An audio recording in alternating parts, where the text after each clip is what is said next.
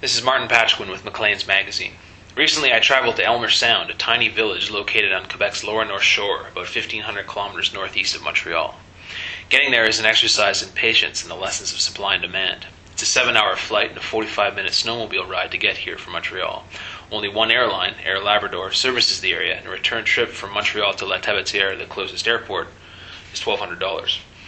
This illustrates the problem faced by Aylmer Sound and the lower North Shore in general. Unemployment in this vast, breathtaking area is nearly 5 times the provincial average, with few jobs in town since the cod moratorium of 1993, and without a road connecting it to larger neighboring villages. Aylmer Sound residents decided to move away from the village en masse, save for 2 couples, including Howard and Patsy Anderson, who I interviewed at length. The water will soon be shut off, the phone company will likely disconnect the phone, and they'll have to bring their own garbage to the dump. Yet he and Patsy refuse to budge. They are fiercely attached to Aylmer Sound, and it's easy to see why.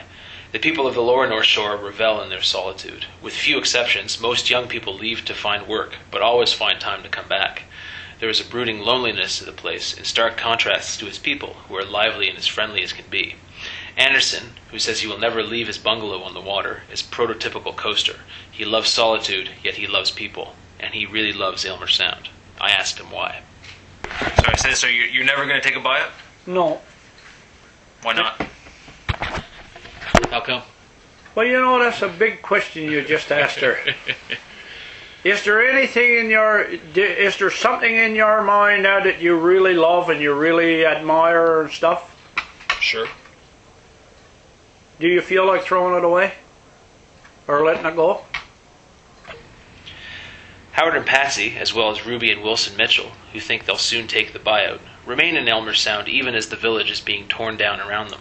Local Sounders were hired to demolish their own houses, part of the conditions of the $1.7 million provincial government buyout, which says homeowners receive between $13,000 and $117,000 for their lot. I met one fellow, Danny Bobbitt, who was hired to rip down his own house, which he built in 1983. With the help of 7 other men, his house came down one sunny February afternoon, the remnants shipped off on the back of a snowmobile trailer to the dump.